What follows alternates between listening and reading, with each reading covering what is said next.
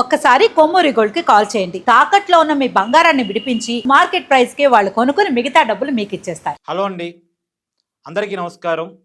నేను మీ కట్టా కార్తీక్.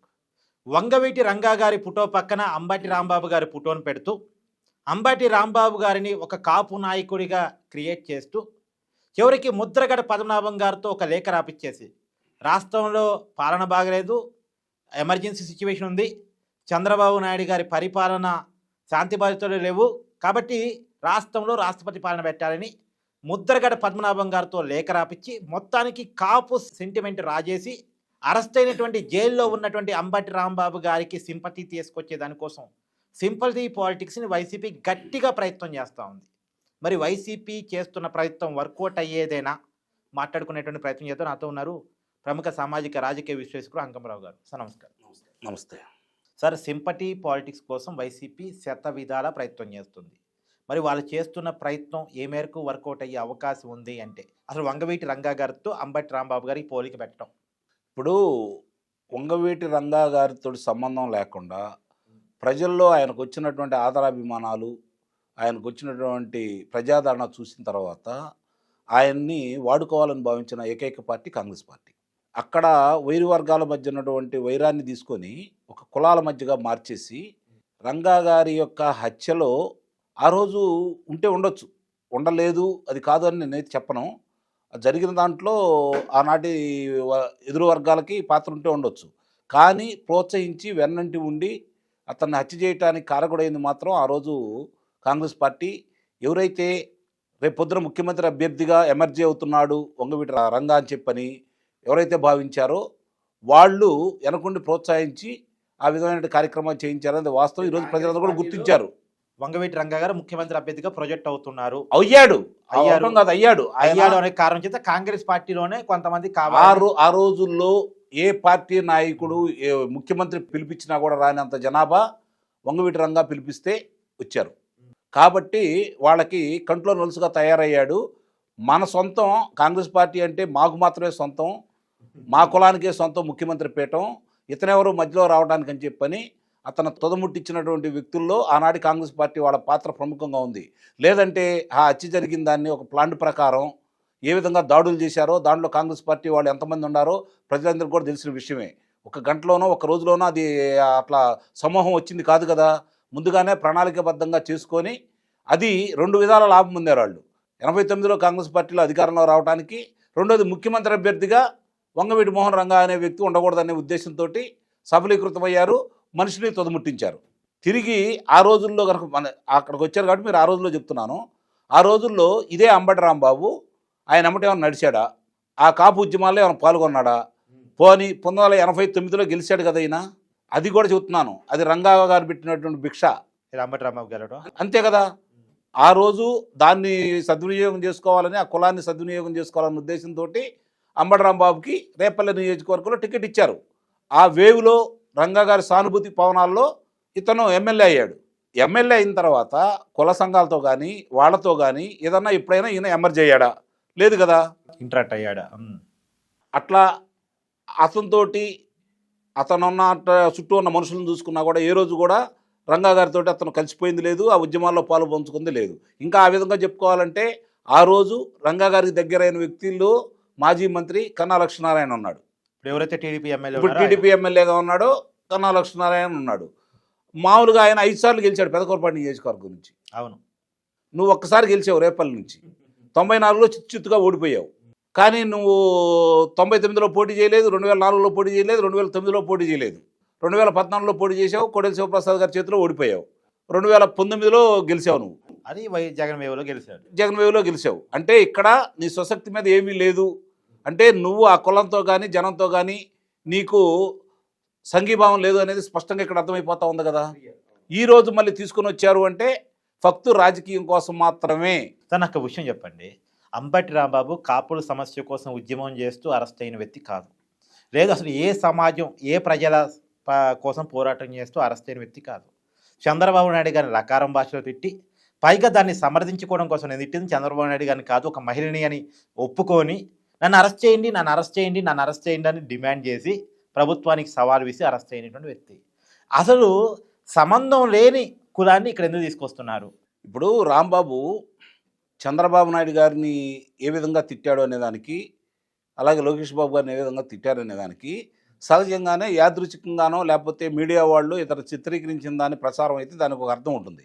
కానీ కారులో కూర్చొని అతను తిట్టిన దాన్ని వెనకమాన ఉన్నవాళ్ళు దాన్ని చిత్రీకరించి విడుదల చేశారు అంటే ఎంత ప్లాన్ తోటి వచ్చారు వాళ్ళు. అంటే ఇక్కడ గమనించుకోవాల్సింది ఏంటంటే అంబడి రాంబాబు అనే వ్యక్తిని బలిపశువు చేయటానికి వాళ్ళు ప్రిపేర్ చేశారు. ఎవరో ఒకళ్ళు బలిపశువు కావాలి ఈరోజు.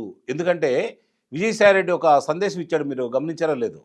తెలుగుదేశం పార్టీ అంటే చంద్రబాబు నాయుడు గారు, లోకేష్ బాబు గారు, పవన్ కళ్యాణ్ గారు ముగ్గురు కలిసి ఉన్నంత వరకు, ఆ మైత్రి బంధం ఈ విధంగా కొనసాగినంత వరకు ఇతను పాదయాత్ర చేసినా, పొర్లు దండాలు పెట్టినా అధికారంలో రాడు జగన్మోహన్ రెడ్డి అని చెప్పి స్వయంగా అతని చేత చెప్పించిన తర్వాత ఇలాంటి కుట్రలు మళ్ళీ పన్నుతున్నారు అంటే వాళ్ళు బలంగా కమ్మ కాపుల్ని డివైడ్ చేయాలనే ఉద్దేశంతో వాళ్ళు ముందుకెళ్తున్నారు. అంత పిచ్చివాళ్ళు కాదు. ఈరోజు సామాజిక ఒకప్పుడు మాధ్యమాలు వంగవీటి రంగా గారి మరణం సమయంలో ఎలాగైతే కమ్మ కాపు పుల్లలు పెట్టారో, ఎలాగైతే విభేదాలు సృష్టించారో, ఇప్పుడు కూడా మరి అదే విభేదాల కోసం ప్రయత్నం చేస్తున్నారా? నిస్సందేహంగా ఎలాంటి అనుమానమే లేదు. ఇక్కడ ప్రభుత్వం అప్రమత్తంగా ఉండాలా, గమనించుకోవాల్సిన అంశం. వాళ్ళు పదే పదే వాళ్ళు ఎప్పుడు కూడా ఒక ఇంటిస్తూ ఉంటారు. వాళ్ళు ఏదైనా చేయాలనుకున్నప్పుడు ముందుగానే చెబుతూ ఉంటారు. పదే పదే అతని ప్రాణానికి ముప్పు ఉందని చెప్పని చెబుతున్నారు అంటే, అతని మీద దాడి చేసి ఏదో చేయాలనుకుంటున్నారు అంటే, మళ్ళీ వాళ్ళే ఏదన్నా అతను చేసి ఇది కుల రంగు పిలవాలని ప్రయత్నం చేస్తున్నారేమో. దీన్ని దృష్టిలో పెట్టుకొని ఇప్పుడున్న ప్రభుత్వం చాలా జాగ్రత్తగా వ్యవహరించాలని అయితే నేను కోరుకుంటున్నాను. సరే, ఇంకో పక్క కూడా ఈ మన జోగి రమేష్ సంబంధించి, జోగి రమేష్ కూడా బీసీ నాయకుడు కాబట్టి అతను ఇబ్బంది పెడుతున్నారు.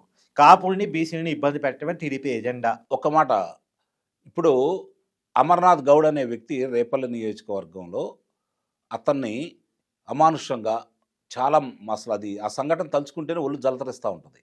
పెట్రోల్ పోసి నోట్లో గుడ్డలు గుక్కి పెట్రోల్ పోసి సజీవ దహనం చేశారు అంటే దాని మీద ఆ ప్రభుత్వమే కదా ఉంది. ఇతను కూడా ఉన్నాడు కదా ఆ ప్రభుత్వంలో భాగస్వామిగా. ఇతను కూడా జోగి రమేష్ ఆ కులానికి సంబంధించిన వ్యక్తే కదా. ఆ రోజు అన్న మాటలు ఒకసారి బయటికి తీయండి. అంటే బీసీ అంటే కులాలు ఏదైనా సరే, ఎవరైనా సరే వాళ్ళు ఇష్టారీజిగా మాట్లాడితే కుల కార్డు అడ్డం పెట్టుకుని చెల్లుబాటు అవుతుందా? మాట్లాడొచ్చా? అవును. ఆ రోజు చంద్రబాబు నాయుడు గారి ఇంటి మీదకి 100 కార్లు వేసుకుని ఎట్టా వెళ్ళాడు ఈ వీరుడు సూర్యుడు. ఈ రోజు మాట్లాడుతూనే ఉన్నాడు. ఆ రోజులో కూడా బీసీని బలిపశం చేయడం కోసమే. అదే కదా. అంటే సరే, ఇక నాకు ఒక విషయం చెప్పండి. ఇక్కడ ఇప్పుడు కాపుల మీద ప్రేమ ఉందనుకోండి, అంబటి రాంబాబు చేత, పేరు నాని చేత, వాళ్ళు కాపులే, పవన్ కళ్యాణ్ కాపే, పవన్ కళ్యాణ్ కుటుంబాన్ని నీచంగా మాట్లాడించడం, అప్పుడు కాపుల మీద ప్రేమ గుర్తు రాలేదా? చివరికి ముద్రగడ పద్మనాభం గారిని, హరిరమయ్య జోగి గారిని ట్రాప్ చేసి పవన్ కళ్యాణ్ మీద బాణాలు వదిలినప్పుడు కాపు అనేటువంటి గుర్తు రాలేదు. ట్రాప్ చేయటం కాదండి, ట్రాప్ చేయటం కాదు అది. ఆ కులంలో మాకు రావాల్సినటువంటి పేరు ప్రఖ్యాతులు ఇంకోటి వస్తుంటే చూసి తట్టుకోలేనటువంటి ఈర్ష్య స్వభావం. అర్థమైందా మీకు? వాళ్ళు ఏం చిన్నవాళ్ళ? వాళ్ళు ఏం పదవులు అనుభవించలేదా? శాసనసభ్యులుగా చేశారు, మంత్రులుగా చేశారు, లోక్సభ సభ్యులుగా చేశారు కదా. మరి వాళ్ళకి తెలియదా? ఇవన్నీ తెలుసు. మాకు రావాల్సిన పేరు పవన్ కళ్యాణ్ కొట్టుకెళ్ళటం ఏంటి, పవన్ కళ్యాణ్ నాయకుడు అవడం ఏంటి అనే ఉద్దేశంతో నేను ఒకే ఒక్క క్వశ్చన్ అడుగుతానండి. వాళ్ళు ఒక మాట అన్నారు కదా, మీకు సీఎం సీట్ ఇస్తారా అని చెప్పని పవన్ కళ్యాణ్ గారిని అడిగారు కదా. జగన్మోహన్ రెడ్డి వాళ్ళకి ఏమైనా సీఎం సీట్ ఇస్తా అంటే ఆ పార్టీలో ఉన్నారు ఈ నాయకులు. కరెక్టే. అంటే మీకు ఇక్కడ అర్థమైపోతుంది కదా. ఈవెంతో ముద్రగడ పద్మనాభం గారికి మంత్రి కూడా ఇవ్వలేదు కదా. ఇప్పుడు జోగి రమేష్ ఏ విధంగా మాట్లాడాడో చూస్తూనే ఉన్నాం. అతను జైల్లోంచి బయటకు వచ్చిన తర్వాత ఏ విధంగా మాట్లాడాడో కూడా చూస్తూనే ఉన్నాం. ఇక్కడ ఆ విధంగా పెట్టిపోయే విధంగా వాళ్ళు మాట్లాడే అవకాశం ఎందుకు ఇస్తున్నారు అని చెప్పని ఒకసారి పాలకులు ఆలోచించుకోవాలి. ఎందుకు ఇలా మాట్లాడుతున్నారు, ఏం జరుగుతుంది, ఇక్కడ కుట్రకోణం ఏ విధంగా ఉంది. ఇప్పుడున్న ప్రభుత్వాన్ని అస్థిరపరచడానికి అతను కల్తీ మద్యాన్ని కూడా తయారు చేసి ముందుకు తీసుకెళ్లే క్రమంలో భాగంగా భాగస్వామి అయినటువంటి జోగి రమేష్ అనే వ్యక్తి ఈరోజు బెయిల్ మీద బయటకు వస్తున్నటువంటి వ్యక్తి ఆ విధంగా మాట్లాడుతున్నాడు అంటే వెంటనే న్యాయస్థానానికి వెళ్లాల్సిన బాధ్యత కూటమి ప్రభుత్వం మీద ఉందా లేదా? అంటే వీళ్ళు చట్టం తన పని తాను చేసుకుపోతుందనే ఉద్దేశంతో వీళ్ళు వెళ్తున్నందువల్ల వీళ్ళకి రెక్కలు వచ్చినాయి, ఇష్టారీతిగా మాట్లాడుతున్నారు. దీన్ని అడ్డుకట్ట వేయాలి అంటే చట్టపరమైనటువంటి చర్యలు తీసుకోకుండా తప్పనిసరి పరిస్థితి ఈరోజు. అది ప్రజలు తీసుకున్నారు. అంటే ఇదంతా వైసీపీ డైవర్షన్ పాలిటిక్స్ లో బాగా నిస్సందేహంగా అనుమానమే లేదు. వాళ్ళు కోరుకుంటుంది కూడా అదే. కేడర్ని రెచ్చగొడుతున్నారు, వీధి పోరాటాలకి సిద్ధం చేస్తున్నారు వాళ్ళు. వీళ్ళు ఏంటంటే ఇప్పటికే కొత్త ఉడికిపోతా ఉన్నారు. తెలుగుదేశం పార్టీ శ్రేణులు కావచ్చు, జనసేన పార్టీ శ్రేణులు కావచ్చు. 5 సంవత్సరాలు వాళ్ళు పెద్ద బాధ, వాళ్ళ నాయకులకి చేసినటువంటి అవమానం, వాళ్ళ నాయకులకి ఇచ్చినటువంటి ట్రీట్మెంటు వాళ్ళ కళ్ళ ముందు గిర్రున తిరుగుతూనే ఉంది రోజు. కాబట్టి వాళ్ళు చూసి తట్టుకోలేకపోతా ఉన్నారు. దానికి ఇంకా అధికారంలోకి వచ్చి మన వాళ్ళు ఇన్నాళ్ళు అవుతుంది ఏమీ చేయట్లేదని చెప్పి కొత్త ఉడికిపోతూ ఉన్నారు. అయినా సరే వీళ్ళు సమన్వయంతో పెట్టుబడుల కోసం రాష్ట్రం బాగుండాలనే ఉద్దేశంతో, వీధి పోరాటాలు జరగకూడదన్న ఉద్దేశంతో వీళ్ళు ముందుకెళ్తున్న క్రమంలో వాళ్ళు ఇష్టారీతిగా మాట్లాడుతూ ఉంటే, ఇప్పుడు గమనించుకోండి, చంద్రబాబు నాయుడు గారి అనంగంలోని కార్యకర్తలు బయటకు ఎందుకు వచ్చారు? చంద్రబాబు నాయుడు గారి తల్లి నానంగంలోని కార్యకర్తలు బయటకు ఎందుకు వచ్చారు? వాళ్ళని ఇబ్బందులు పెట్టిన 5 సంవత్సరాలు బరాయించారు. వాళ్ళని జైల్లో పెట్టినా బరాయించారు, కొట్టినా బరాయించారు, వాళ్ళ మీద కేసులు పెట్టినా బరాయించారు. ఇప్పటికీ న్యాయస్థానం చుట్టూ తిరుగుతున్నారు. వాళ్ళ గురించి పట్టించుకోకపోయినా కూడా పెద్దగా ఎవరు ఇబ్బంది పట్టలేదు. వాళ్ళ నాయకుడిని అంతే బరాయించలేకపోతున్నారు. అంటే ఏంటి? వాళ్ళు చంద్రబాబు నాయుడు గారిని ఒక దేవుడిగా చూస్తారు.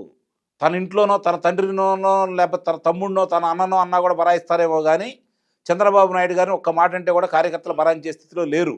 నిజానికి సార్ వైసీపీ ట్రాప్లో పడ్డారు అనేటువంటి ఒక బాధ ఏమో తప్ప, జనరల్గా నారా లోకేష్ గారి వ్యక్తిత్వ హననం చేస్తున్నప్పటి నుంచి చంద్రబాబు నాయుడు గారిని చావు అనేటువంటి పదం వాడే కాడి నుంచి ఆయన్ని జైల్లో పెట్టిన పరిస్థితి. అదే కదా కట్టవారు, వాళ్ళంతా చేశారు, కళ్ళ ముందు కనపడుతున్నాయి, వాళ్ళ మీద చర్యలు తీసుకోలేదనే కదా ప్రజల యొక్క ఆగ్రహవేశాలు. ఇప్పుడు చూడండి, ఇవాళ కూడా చెబుతున్నాను, మీరు వాళ్ళకి బాధేసినా నేను చెప్తున్నాను, వీళ్ళు గనక అంబటి రాంబాబు ఇంటి మీద గనక క్యాడర్ వెళ్ళకపోతే ఇప్పుడు కూడా అరెస్ట్ చేసి ఉండేవాడు కాదు అంబటి రాంబాబుని. అంటే మన చేతిలోంచి జారిపోతుంది, ప్రజలు చేతిలో తీసుకుంటున్నారు, మనం చేయలేని పని వాళ్ళు చేయబోతున్నారు, కాబట్టి ఇది చెడు సాంప్రదాయానికి దారితీస్తుంది, మనకే ఇబ్బంది అని చెప్పని చంద్రబాబు నాయుడు గారు వీళ్ళందరూ అనుకోబట్టి ఈరోజు అంబటి రాంబాబు అరెస్ట్ అయ్యాడు. అదే కనుక ముందే అరెస్ట్ చేసినట్టయితే ఇప్పటికి అతని మీద 16 కేసులు ఉన్నాయి కదా, ఇది 16వ కేసు కదా. 15 కేసుల్లో అతను ఉదాసీనంగా వదిలేశారంటే ఏమని అర్థం దానికి? ఇది కదా ప్రజలకు ఇబ్బందికరమైన పరిణామం, ఇది కదా క్యాడర్కి ఇబ్బందికరమైన పరిణామం. దీన్ని సరిచేసుకోవాల్సిన బాధ్యత ఇప్పుడైతే ఏదైతే ఉందో వీళ్ళ చేతుల్లోనే ఉంది. ఇది ప్రజల చేతుల్లోకి వెళ్లకుండా, ఇది వీధి పోరాటాలకు దారి తీయకుండా ఉండాలి అంటే ఇలాంటి వాళ్ళందరి దృష్టిలో మీ దగ్గర ఉన్నారు కాబట్టి, వాళ్ళు మాట్లాడినవి అన్నీ ఉన్నాయి కాబట్టి, ఈరోజు వాళ్ళు వేసే ప్రశ్నలకు మీ దగ్గర సమాధానాలు కావాలి అంటే వాళ్ళ మీద చర్యలకు ఉపక్రమించాలి. అర్ధరాత్రి వెళ్ళి అరెస్ట్ చేయమంటలేదు, రఘురామకృష్ణరాజు గారిలాగా తీసుకెళ్ళి కొట్టమని చెప్పటం లేదు. వాళ్ళు ఏం చెప్తున్నారు? వాళ్ళకి 41 నోటీసులు ఇస్తారా, ఇంకో నోటీసులు ఇస్తారా అనేది వేరే విషయం. నోటీసులు ఇచ్చి పిలిపించి విచారణ చేయండి, సాక్ష్యాధారాలు ఉన్నాయి కదా. ఎందుకు వాళ్ళని అబ్బోసిన ఆంబోతుల్లా ఈరోజు జనాల మీదకి వదులుతున్నారు? ఇదే ప్రజల యొక్క ఆవేదన. ఇది చంద్రబాబు నాయుడు గారికో కూటమి నేతలకు ఇప్పుడు అర్థమైందని అనుకుంటా. నిన్న పవన్ కళ్యాణ్ గారు కూడా మాట్లాడిన దాన్ని బట్టి చూస్తూ ఉంటే, ఇక నుంచి కూడా మాటలకే పరిమితం కాకుండా ప్రభుత్వం తన పని దాని కనుక చేసుకెళ్తే ప్రజలు అసలు ఎందుకు వస్తారండి బజార్కి? ప్రజలకు ఏం పని అండి? ప్రజలకు ఏం పని చెప్పండి? ఇప్పుడు జోగి రమేష్నో లేకపోతే అంబటి రాంబాబునో అసలు ఇదన్నీ కాదు కట్టవారు. పేరుని నాని మాట్లాడి ఎన్ని రోజులు అవుతుంది చంద్రబాబు నాయుడు గారి గురించి, పవన్ కళ్యాణ్ గారి గురించి, లేకపోతే పాపం దగ్గర వారం అవుతుంది. మరి ఇంతవరకు ఏంటి చర్యలు ఏంటి? ఇది కదా ప్రజలు, ఇది కదా కొత్త ఉడిపోవడానికి గల కారణాలు. గతంలో కూడా రష్యన్ కుంభకోణంలో పేరు నాని అరెస్ట్ అన్నారు, అప్పుడు కూడా జరగలే. ఇవి కళ్ళ ముందు సరే, అది వీళ్ళు అవకాశం ఇచ్చారు, అతను న్యాయస్థానం అతను వెసులుబాటు ఇచ్చింది కాబట్టి అంత వెసులుబాటు ఇవ్వటం మీరు తప్పు కదా సార్. అంత వెసులుబాటు ఇవ్వటం అదే కదా. ఇప్పుడు అతి మంచితనం కూడా మంచి పద్ధతి కాదు అనే విషయాన్ని ఈ కాలంలో గుర్తుంచుకోవాలి. ఒకనాడు ఏంటంటే పోటీ చేసే అభ్యర్థుల గుణగణాలు చూసేవాళ్ళు, అందుకనే స్వతంత్రులు చాలామంది గెలిచి ఉండేవాళ్ళు ఆ రోజుల్లో. అంటే వాళ్ళ కుటుంబ నేపథ్యం, వాళ్ళ తల్లిదండ్రుల నేపథ్యం దాన్ని చూసుకొని అభ్యర్థులకు ఓట్లు వేసేవాళ్ళు. ఆ తర్వాత అతను కనుక సక్రమైన మార్గంలో ఉంటే అతన్నే కొనసాగిస్తూ ఉండేవాళ్ళు.